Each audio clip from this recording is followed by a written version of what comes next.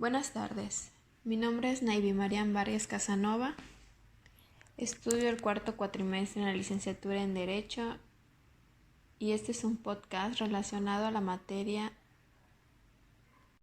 Garantías individuales y sociales. Los derechos han evolucionado a lo largo de la historia según las necesidades de cada circunstancia, época y momento histórico. Se han definido y redefinido para velar por el respeto de los principios inherentes a la condición humana.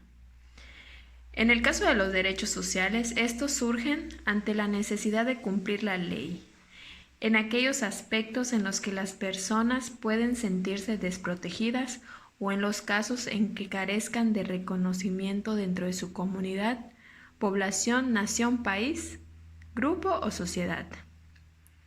Desde esta perspectiva, el derecho social es netamente reivindicativo, en especial con aquellos colectivos que han sido excluidos por alguna circunstancia social o política, como lo son los indígenas, los niños, los afrodescendientes, mujeres, personas con discapacidad o otro grupo minoritario. Según el autor Trueba Urbina, año 1972, los derechos sociales es el conjunto de principios, instituciones y normas que en función de la integración protegen, tutelan y reivindican a los que viven de su trabajo y a los económicamente débiles. Otro autor, que es González Díaz, en el año 1978, nos dice que se trata de una ordenación de la sociedad en función de una integración dinámica, teológicamente dirigida a la obtención del mayor bienestar social de las personas, de los pueblos, mediante la justicia social.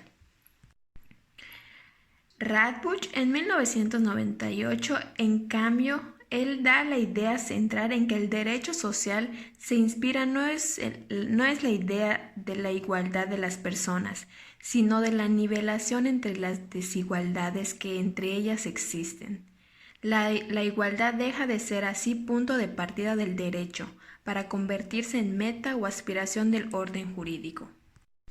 A su vez, las garantías sociales o derechos sociales en México las podemos encontrar contenidas en los artículos constitucionales como son el 3º, el 4º, el 27, el 28 y el 123, cuyo contenido se describe brevemente a continuación. Artículo 3. Referente a la educación, donde se establece a grandes rasgos que todo individuo tiene derecho a recibir educación. El ejemplo de otra ley en donde los podemos encontrar, como ya mencionamos, es en la Ley de Educación. Su objetivo de esta ley es regular la educación que imparta el Estado, Federación, ciudades de México y municipios. Sus organismos descentralizados y los particulares con autorización o con reconocimiento de validez oficial de estudios, la cual se considera un servicio público y estará sujeta a la Rectoría del Estado. Algunos ejemplos de los derechos sociales fundamentales son estos. Uno podría ser el derecho a un empleo y a un salario justo. 2. Derecho a la protección social en caso de necesidad, como lo es el seguro social, bajas laborales, desempleo, jubilación, maternidad, etc. 3. El derecho a la vivienda. 4. Derecho a la educación gratuita y de calidad. 5. Derecho a la sanidad. 6. Derecho a un entorno saludable, al acceso a la cultura y a todos los ámbitos de la vida pública de la comunidad. Y por último podemos destacar el derecho a la alimentación y a la soberanía alimentaria. Ahora hablaremos del derecho a la igualdad. El concepto del derecho a la igualdad nace en la Declaración Universal de los Derechos Humanos de la ONU del año 1948. Este derecho significa que todo ser humano debe ser reconocido como un igual ante la ley y disfrutar de todos sus derechos, sin discriminación por motivo de nacionalidad, raza o creencias. Fernández, en el año de 2017, nos dice que el derecho de igualdad es el derecho de todos los seres humanos a ser iguales en dignidad, a ser tratados con respeto y consideración y a participar sobre bases iguales en cualquier área de la vida económica, social, política o cultural y civil. La importancia de la igualdad de derechos o derechos de igualdad es fundamental para cualquier tipo de sociedad democrática organizada. Solo el imperio de la ley, es decir, con un ordenamiento jurídico que se aplique de igual forma a ricos, pobres, negros, blancos, mujeres, hombres, homosexuales y heterosexuales, permitiendo sostener la paz social por largos periodos de tiempo. En el caso mexicano, la Constitución Política de los Estados Unidos Mexicanos establece en su artículo 4 la igualdad entre mujeres y hombres como una garantía para todos y todos los ciudadanos. Otro artículo donde podemos encontrar los derechos de igualdad es en el artículo 13, que nos dice que todas las personas nacemos libres e iguales ante la ley y que recibamos la misma protección y trato de las autoridades y gozaremos de los mismos derechos y libertades y oportunidades sin ninguna discriminación. Un ejemplo muy claro de los derechos de igualdad es el sufragio universal. El sufragio universal es el derecho a voto para todos los ciudadanos mayores de edad de un país. Y es un ejemplo de igualdad en la sociedad, ya que permite que cada individuo sea parte del proceso político del país, al cual pertenece, base de toda la democracia. La manera en que se viola el derecho a la igualdad puede ser el exceso de las disposiciones legales que atenta contra el derecho de igualdad. Tiene lugar cuando en el texto de la ley, tomando como base las denominaciones categorías peligrosas, sexo, nacionalidad, raza, religión, etc., se establecen unas consecuencias o condiciones sobre los determinados sujetos aplicables solo a ellos, y que se encuentran excesivamente basados en dichas categorías, de tal forma que al hacerlo se vulnera el derecho de igualdad. El ejemplo más claro es aceptando o denigrando a la igualdad de los géneros, o sea, el derecho a la igualdad no nos hace imprescindibles a que no se categoricen a las personas según su sexo o orientación sexual. En este caso es aceptar el lesbianismo y a los gays. Para finalizar, vamos a hacer una pregunta. ¿Por qué se da el derecho a la igualdad? Podemos irnos hasta la Segunda Guerra Mundial y con el convencimiento de que un marco común de normas era necesario para el desarrollo y la convivencia. La comunidad internacional decidió regular las acciones comunes de los estados y proteger a las poblaciones del orbe sobre la base de un régimen de derechos.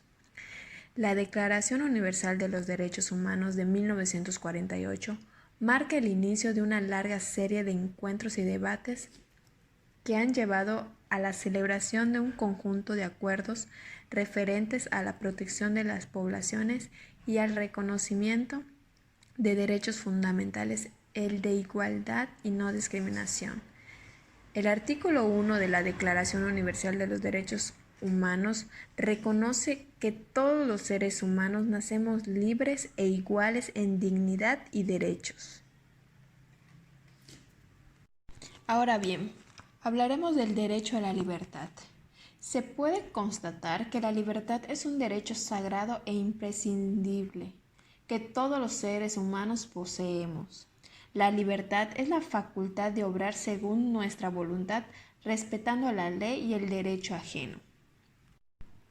Aristóteles, con carácter general al concepto de libertad, especialmente a nivel personal, presupone la disposición de una posibilidad de elegir.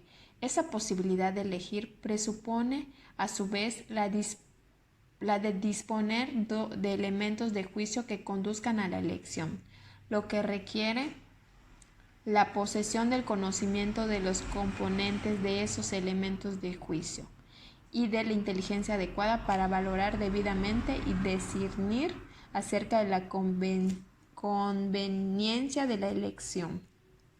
Al mismo tiempo, la libertad no es absoluta. El hombre no dispone de una posibilidad absoluta de elegir. No es posible elegir en contra de lo que disponen las leyes de la naturaleza, ni es admisible ejercer una supuesta libertad en perjuicio de otros. En cambio, Immanuel Kant nos dice que es la capacidad de los seres racionales para determinarse a obrar según leyes de otra índole que las naturales, esto es, según leyes que son dadas por su propia razón. Libertad equivale a autonomía de la voluntad. El artículo 24 de la Constitución Política de los Estados Unidos nos dice que toda persona tiene derecho a la libertad de convicciones éticas, de conciencia y de religión, y a tener o adoptar en su caso la de su agrado.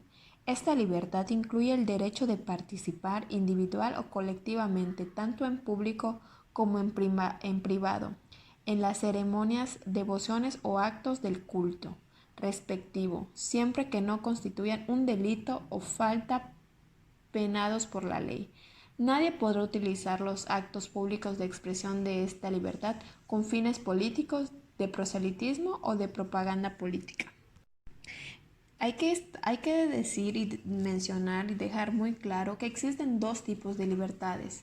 Las libertades individuales fundamentales, que son la libertad de opinión, de expresión, de circulación, de pensamiento, de conciencia, de religión y el derecho a la vida privada.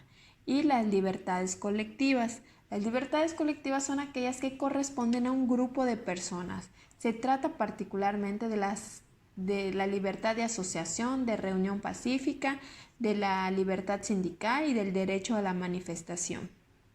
Otros artículos que hablan de la libertad es el artículo 6 y 7 constitucionales y el artículo 19 de la Declaración Universal de los Derechos Humanos. El gobierno de cada país está obligado a respetar la libertad de expresión y no interferir con este derecho. El gobierno y la sociedad deben garantizar que los obstáculos que enfrenta la libertad de expresión sea removida. Ejemplos de derecho a la libertad es el que toda persona tiene derecho a casarse y a decidir el número de los hijos que desea tener. Otra puede ser, todo individuo tiene derecho a la libertad de pensamiento y de religión. Todo individuo tiene derecho a la libertad de opinión y de expresar sus ideas. Y para finalizar podemos decir que toda persona tiene derecho a la libertad de reunión y de asociación pacífica. Ahora, para finalizar, hablaremos del derecho a la propiedad, de la cual podemos decir que es el derecho que tiene toda persona de usar, gozar, disfrutar y disponer de sus bienes de acuerdo a la ley. Dicho derecho será protegido por el Estado, por lo que nadie podrá ser privado ni molestado en sus bienes, sino en virtud de un juicio que cumpla con las formalidades esenciales del procedimiento. Solo en caso de interés público y observando la debida indemnización, el Estado puede restringir el derecho a usar, disfrutar y disponer de ella. El derecho a la propiedad abarca todos aquellos bienes materiales que puedan ser apropiados, de utilidad de existencia limitada y que puedan ser ocupados. El derecho a la propiedad lo podemos encontrar en el artículo 27, que nos dice la propiedad de las tierras y aguas y comprendidas dentro de los límites del territorio nacional corresponden originariamente a la nación, la cual ha tenido y tiene el derecho de transmitir el dominio de ellas a los particulares, constituyendo la propiedad privada. El Código Civil en el artículo 348 nos establece que la propiedad es el derecho de gozar y disponer de una cosa sin más limitaciones que las establecidas en la ley. El propietario tiene acción contra el tenedor y el poseedor de la cosa para reivindicarla. Para finalizar este podcast, quiero establecer como ejemplos de la propiedad